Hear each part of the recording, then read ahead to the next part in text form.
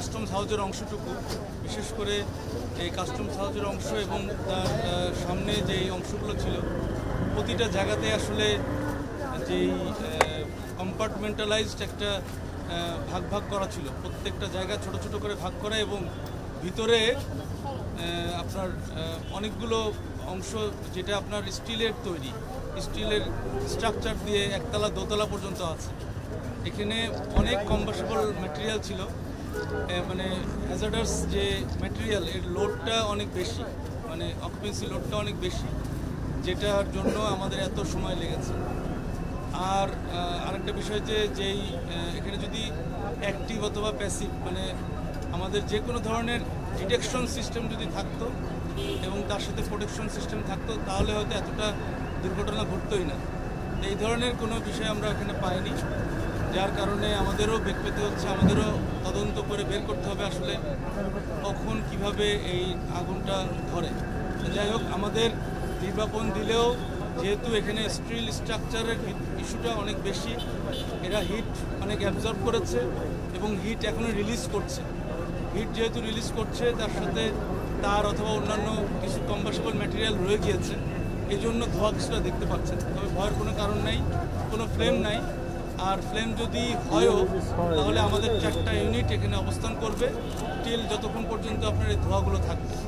আশা করছি যে বড় ধরনের কোনো দুর্ঘটনা ঘটার সম্ভাবনা নাই বিধায় আমরা এটা নির্বাপন ঘোষণা করছি। ডিটেকশন এবং প্রোটেকশন সিস্টেম এটার কথা বলছি, তো এটা আপনার মানে বর্তমান নিয়ম অনুযায়ী আমরা সাজেশন দিচ্ছি যে এটা অবশ্যই বিল্ড করতে হবে, এটা ব্যবস্থা নিতে হবে। আর হচ্ছে এটা যেটা বললাম যে কেন এত সময় লাগে, সময় লাগার কারণটা বললাম আর যে ছোটো ছোটো কম্পার্টমেন্ট আপনারা গেলে হয়তো মানে যখন দেখবেন তখন বুঝতে পারবেন, তদন্তের পরে জানা যাবে বিষয়টা। তবে এটা মানে খুব ছোটো মানে ঘরের মতো করে ভিতরে এরকম ভাগ করা, বিভিন্ন মানে ভাগ করার কারণেই এটা হয়তো ভিতরে কেটে ঢুকতে হয়েছে আমাদের। এই স্টিলগুলো কেটে ঢোকাটা একটা বড় কষ্টসাধ্য বিষয় ছিল, এটা একটা ঝুঁকিও ছিল। আমাদের এই চ্যালেঞ্জটা আমরা মোকাবেলা করতে পেরেছি এবং সময় লেগেছে। এই কারণে আমাদের প্রথম দিকে যেহেতু আমরা যদি ভিতরে ঢুকতে পারতাম, মানে সিস্টেমেটিক যে প্রসেসটা থাকে সাধারণত এক্সিট রুট, আপনার এক্সকেপ রুট, এইগুলো এখানে কম ছিল এবং এটা খুবই স্টোরটা খুবই আপনার কনজাস্টেড, মানে কী বলবো, মানে জায়গাটা খুবই ন্যারো, যার কারণে এত কনফাইন্ড স্পেসে আমাদের ফায়ার ফাইটিংয়ে একটু সময় লেগেছে। কনফাইন্ড স্পেস এবং অনেকগুলো কম্বাসেবল ম্যাটেরিয়াল, সব কিছু মিলিয়ে আমাদেরকে এই সকাল থেকে আপনারা হয়তো দেখে থাকবেন যে এইটাকে বিভিন্ন ফায়ার হুক দিয়ে উল্টায় পাল্টায় তারপরে আস্তে আস্তে ধীরে ধীরে এটাকে নির্বাপন করা হয়েছে, সময় লেগেছে।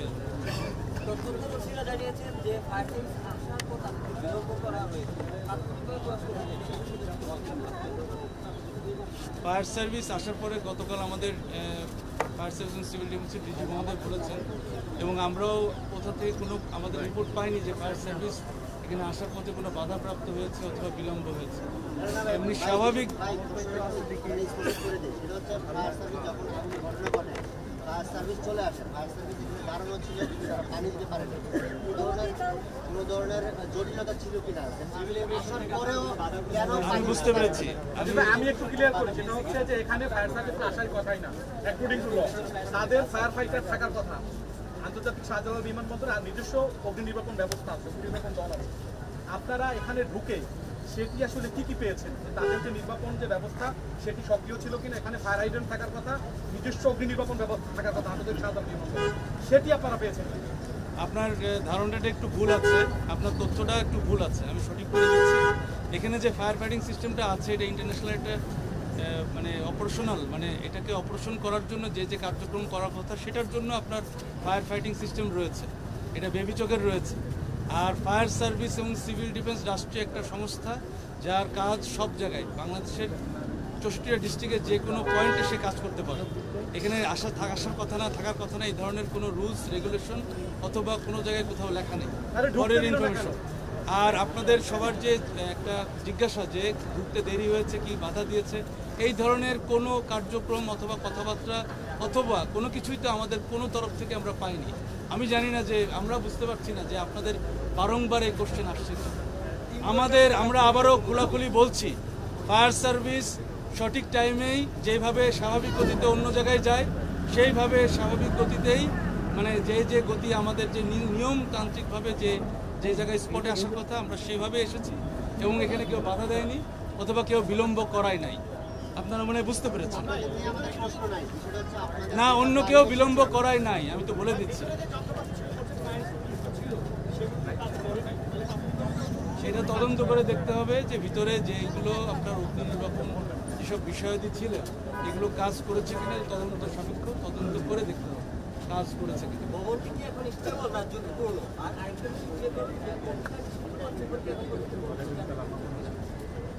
সূত্রপাত কীভাবে হয়েছে এটা আমরা এখন দেখতেছি। আমাদের অলরেডি তদন্ত কমিটি গঠন হয়েছে।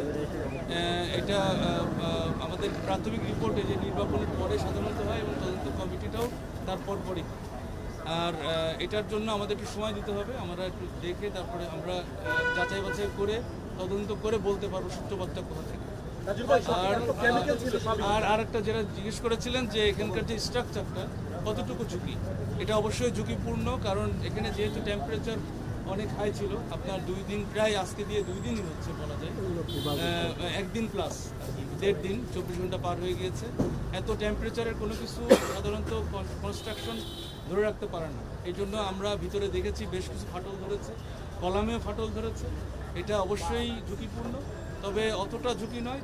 আমরা যেহেতু কাজ করছি, বেশি ঝুঁকিপূর্ণ হলে আমরা হয়তো ভিতরে ঢুকতাম না এখন।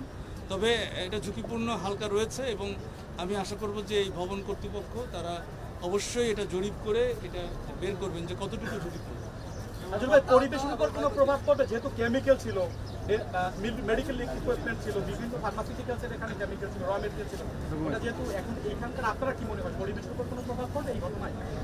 এইটা কিছুটা কম, কারণ এখানে যেটা হয়েছে কেমিক্যাল বলতে যেটা আমরা বুঝি মানে এটা কেমিক্যাল এজেন্ট তৈরি হয়েছে, মানে পুরার পরে আবার বাই প্রোডাক্ট আরেকটা এজেন্ট তৈরি হয়েছে। এইভাবে কিছু কেমিক্যালের উপস্থিতি থাকতে পারে, কারণ এখানে যেই ওষুধ রয়েছে, এখানে বিভিন্ন প্রোডাক্ট রয়েছে যেগুলো বাই প্রোডাক্ট পরবর্তীতে কেমিক্যাল এজেন্টে পরিণত হয়েছে।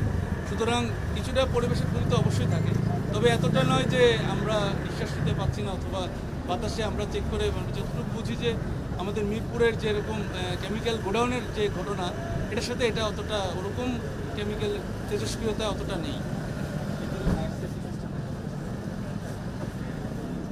এটা অনেকটাই পুড়ে গিয়েছে, তো এখন আমাদেরকে আলাদা করে দেখতে হবে, কারণ ছোট বড় বিভিন্ন রকমের ফায়ার সিস্টেম থাকতে পারে। জি, আমাদের নির্বাপন শেষ, তবে নির্বাপনের পরে একটা জিনিস বলে রাখি, ধোঁয়া থাকতে পারে। আমরা আবারও বলছি, এজন্য আমাদের গাড়ি, আমাদের যে ইউনিট 4টা থাকবে এখানে, মানে ভবিষ্যতে কোনো অনাকাঙ্ক্ষিত কোনো দুর্ঘটনা এড়ানোর জন্য। জি, এখন নির্বাপন ঘোষণা করা হয়েছে 4:55। ধন্যবাদ সবাইকে। হতাহত এখন পর্যন্ত আমাদের তরফ থেকে 2 জন এবং আনসারের তরফ থেকে কিছু আছে, এটা আমি এক্স্যাক্টলি সংখ্যা বলতে পারছি। আহত এটা অল্প আহত, না আহত অল্প, মানে এই 2 জন আর ওই আনসারের কয়েকজন আছে, তবে সিগনিফিকেন্ট কোনো দুর্ঘটনা ঘটে নাই। সিগনিফিকেন্ট কোনো দুর্ঘটনা ঘটে না এখন পর্যন্ত, আমাদের কেউ বলেও নাই। আর